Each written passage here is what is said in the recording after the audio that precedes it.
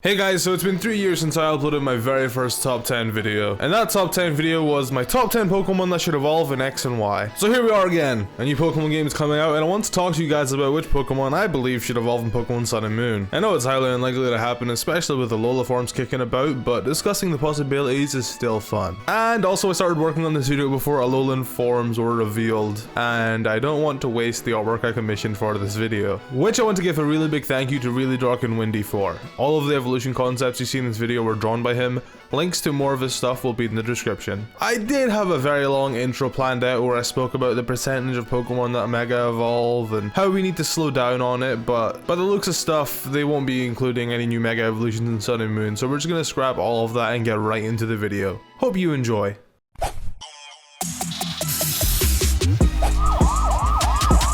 Coming in at number 5, we have a tiny bit of a cop-out. Eevee. Eevee's technically an older generation Pokemon, and I want to see it get a new evolution in Pokemon Sun and Moon. Since we're in agreement and she's sort of the evolution lady, I'll let my friend Trickywi talk to you guys about this one. Hey guys, it's Tricky. I know that we aren't getting any evolutions for Sun and Moon, which is very disappointing, but I'm sure that we'll get them in the next generation. With that being said, it's still very fun to talk about the possibilities. In the past, we always received newer evolutions in pairs, and their typings usually countered each other. We got Umbreon and Espeon in Generation 2, then we got Glaceon and Leafeon in Generation 4. So we were expecting to have 2 evolutions for Generation 6 as well, but we only got Sylveon. Honestly, makes sense that we only received 1 evolution for the time of X and Y's release because they were promoting the new fairy typing. Giving us another evolution might have distracted us from the fairy type, so that was probably their ploy with only giving us 1. Because I'm pretty sure if they gave us a dragon evolution, I would have gone crazy, and I would have been all over that. They probably didn't want to risk Sylveon being overshadowed. So if they happened to give us another evolution along with Sylveon, we could have received a dragon evolution, and the biggest selling point for fairies was to nerf the dragons. Also, they could have went with a poison or a steel type because it beats fairies. Those would make the most sense, but they could always throw a curveball and give us a bug, ghost, or a ground type, who knows. We just wanted another evolution so Sylvie wouldn't be left alone. Taking the 4th spot is Sudowoodo. Bitch, I'm still in the cut. Sudowoodo was originally introduced in Generation 2 and he was given a pre-evolution in Generation 4. Sudowoodo is a weird Pokemon. He's a rock type even though he's clearly a tree, and upon first glance he looks like a grass type. And due to his weird typing, he's been shown quite a bit of love in the games and in the anime. So my motive behind wanting Sudowoodo to get an evolution isn't because I believe he needs more love or more recognition. I just think it'd be awesome to see him evolve, and I think there's a lot of potential competitively for him to be an awesome Pokemon. My good friend Spectre and I actually have the same idea for what we would like to see if Sudowoodo were to evolve or Mega Evolve even. So instead of just regurgitating everything he said, I'll just show you a clip from his video. A link to it will be in the description if you want to go watch the whole thing. Mega Sudowoodo could be a rock and grass type. The heavy boosts to its special defense and speed balance out its weak point. For an ability, I've decided to stick with Rockhead. Because of the newly added grass typing, Mega Sudowoodo can now make use of its newly stab wood hammer. With Rockhead, Mega Sudowoodo can now use this move freely and effectively without the worry of recoil damage. Mega Sudowoodo could also be given access to Head Smash to properly utilize the Rockhead ability. And now you're probably sitting there thinking, wow, Callum, you're a lazy shit. You're doing a 5 Pokemon that should evolve in Sun and Moon list, and you've got 2 of your friends to help you. You couldn't even do a top 5 by yourself. That's it though, right? There's nobody, there's nothing, there's no more surprises. The rest of the video is just gonna be you and you alone. Well, you see.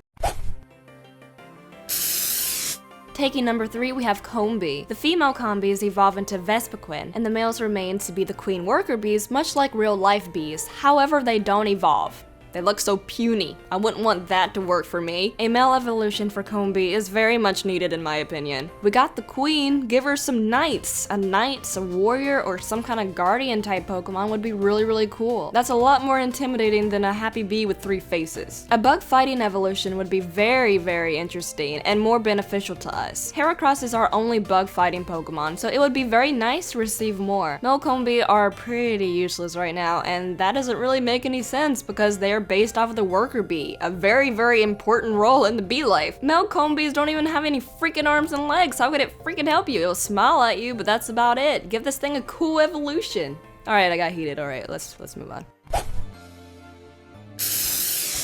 Taking the second spot is my man, Meractus. Now remember when I was saying with Sudoku how he's already got enough love and popularity that I don't want him to evolve just so he can get that? Well, that's what I want with Meractus. I want Meractus to get more love. I personally think Meractus deserves more attention. It's a bad Pokemon, I'll be honest with you, it's not good. But I think it's got a really, really good design, and I don't know, I mean, I know there's already another cactus Pokemon being Cacturne and Cacnea, both of which better than Meractus, but that's where the evolution comes in. I'm a big fan of the type combination grass and fairy type, which only Katoni and Whimsicott have access to right now. I say have access to like it's a fucking ability. They're the only two with the type combination grass fairy. So I think upon evolving or mega evolving or getting in a lowland form, whatever, Meractus could gain the fairy typing, making it grass fairy. It would still have, you know, a few weaknesses, but they could make it stronger by like giving it the ability Pixelate, just to make it a better Pokemon. I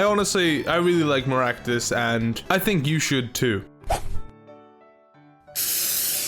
And finally, coming in at number 1 on the list of Pokemon I believe deserve to evolve in Pokemon Sun and Moon is Mantine. I've always really liked Mantine. I like a lot of fucking Pokemon, don't I? He's just terrible. For some reason, they felt they need to give Mantine a pre-evolution in Generation 4. The exact same generation they gave over 15 older gen Pokemon evolutions. I believe Mantine was shafted in Generation 4, and instead of getting a pre-evolution, that he should have also gained an evolution, like Roselia. I think upon evolving, he could become a water electric type, and he could gain the ability Levitate, or Lightning Rod, or Volt Absorb, maybe even Motor Drive, or an electric type variant of Pixelate. I think that one would be very good. And you may be like, but Callum, why would he become a water electric type? Well, he's clearly a Manta Ray, so when he evolves, he could become a Stingray. I don't know if they have any, like, besides the Ray in their name, they don't really have much else in common. It's, you know, it's Pokemon though,